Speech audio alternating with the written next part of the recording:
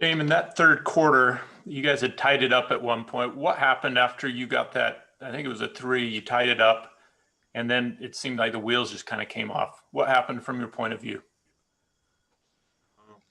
We we couldn't get stops. I think when we were able to get stops and push the ball at them without taking it out the net, we had a lot more success on the offensive end. And defensively, we were talking about keeping them out of transition. They like to play fast and they like to get up threes. And when we were successful at doing that, we had control of the game. And I think in that third quarter, we had some slippage, guys getting behind us in transition, losing sight of our man. Gave up a few second opportunities, and aside from that, they got every call. That's not the only thing, but our mistakes on top of them, they basically lived at the free throw line for a long stretch in that third quarter. I think it was like they had shot like 15 free throws to our three or something like that at one point in that third. And, we were fouling. We weren't communicating. We, just weren't executing our defensive game plan in that third quarter, and it just got away from us. And in the fourth quarter, it pretty much just continued. Right, James, NBC Sports Northwest. Dame, you have a technical foul in each of the last two games. Is that a gauge of your overall frustration? I think both texts that I got was, about them not blowing the whistle. I think even if you look at the numbers, of how often I go to the rim, compared to, the rest of the league, if you look at how often I drive to the basket and I'm in the paint, it's up there at the top. I'm pretty sure I'm top 5 in the league at drives to the rim, and the percentage of time that I get a foul call based on how many times I go to the paint is at the bottom. And that's a fact by the numbers. And with teams defending me the way they are, face guarding me, trapping me, trying to be physical, helping, it just don't add up that I could be attacking the way that I attack and teams defending me the way they defend me. And it's just, the whistle just don't get the whistle, and I'm not a flopper. I play the game straight up, and it's frustrating. So, I think everybody knows I'm not a player that's just out here getting texts. I think in my career in the season, 5 might be the most I've ever gotten a season. It can't be, if it's more than that, it might be 6. And I'm a person that after the game, I go watch the game, and sometimes I'll come away from it saying, I was wrong about that. And, more times than not, what I felt and what I was frustrated about, I was accurate, and thinking that I was fouled. So the last 2 games, I've gotten a lot of attention from the opposing teams, and just haven't got the whistle, in instances where I felt like it wasn't that difficult to see. And I said something, and they just didn't like the way it came out, and I'm fine with that. Jason Quick, The Athletic. Hey, Dame, we all know your guys' defensive numbers, but also your guys' record against the top teams in the West is not good either. I mean, it's not a pretty picture right now when you take a broad look at you guys. Where do you see your guys, and how do you get out of this? I think I've said it already. It's one of our best years of winning the games that we feel like we're supposed to win. And when we play against the top level teams, we don't play well. We get put away. I think at Phoenix, we got put away. Tonight, we got put away. At Denver, we got put away. Milwaukee at home, got put away. Against the Clippers, got put away. I mean, it's not like it's a small sample size. It's what happens when we play against the better teams, where you have to be consistent. You got to be able to sustain a certain level of focus, and you got to be sharp. Physically, mentally, you got to be present. You got to be ready to go, because these teams are top level teams, and those are the teams that we're trying to be next to. We're trying to be in that same bubble of teams. And we just haven't, when those games have come, we just haven't shown that we're that level of a team. We're capable of it. I think, all y'all know that I always say it, I'm the most optimistic. I'm the biggest believer, but it comes a time where when you get on the floor, you got to do it. And you got to show that, you're that level of a team. And we just haven't shown it when those matchups have come.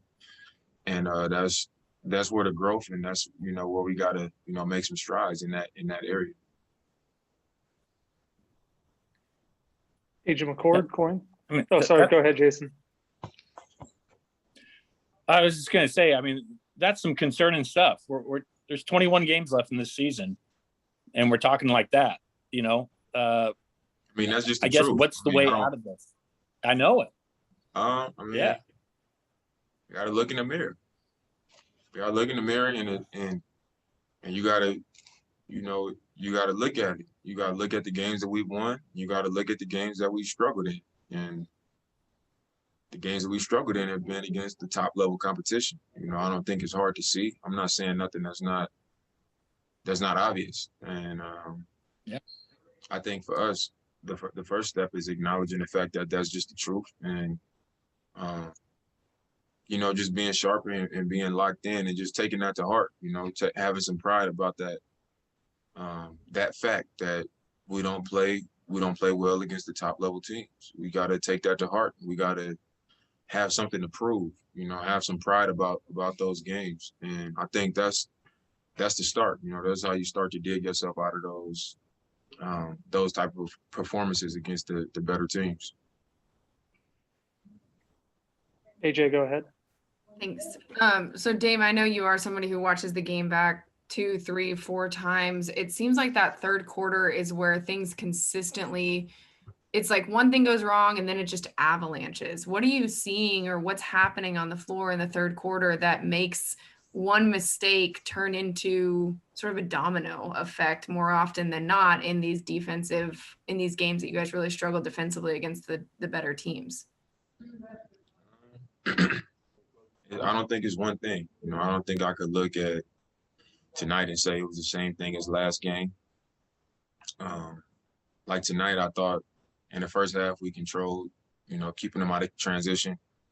They weren't killing us from the three-point line, and we know that they're the only team in the league that shoots more threes than us. And we knew coming in, if we limit that, keep them out of transition, make them play more in the half court, we're going to have a pretty good chance. And I think that's why we went into the half with the lead. And, we come out in the second half and we just weren't able to sustain that focus, and doing the job that we did in the first half. And the best teams, they sustain it, the same energy and the same effort and focus and sharpness that they have in that first half, even if they have a dip or a lull, it might be a minute or 2 minutes or 3 minutes. It's not a full quarter. And for us, we have those stretches where it lasts too long. And, when it lasts 8, 9 minutes, 10 minutes, and, the third quarter, the second half of the game,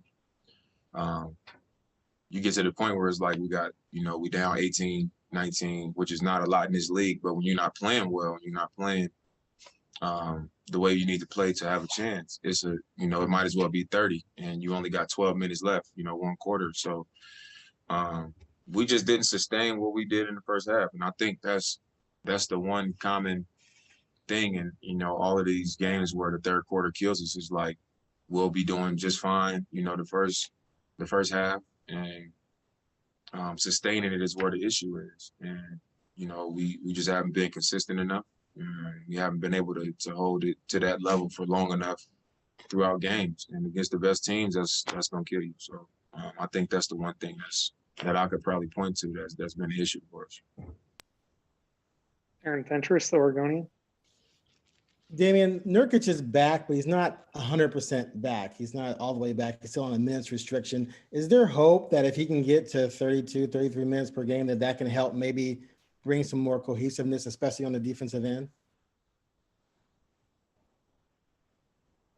I mean, I would hope so. He's missed a lot of time, so we know that he's a big guy. He's had some lower extremity injuries. And it takes time to get yourself back in shape.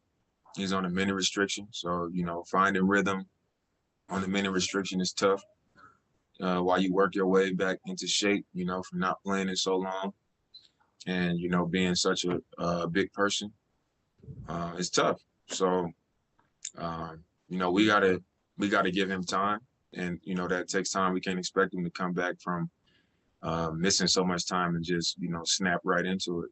But I think just not just him, you know, bringing Norm in, CJ coming back after missing so much time. You know, it takes time for everything to start to click when you got so many moving parts. You know, guys that weren't around and weren't on the floor, back on the floor, and you got to try to make it work. And you know, we're just taking some time figuring that out. You know, as far as being cohesive and on the same page with everything, it's just taking time. And you know, we just I think against the tough teams, the top teams, it's a little bit harder, but you know, that's where we are.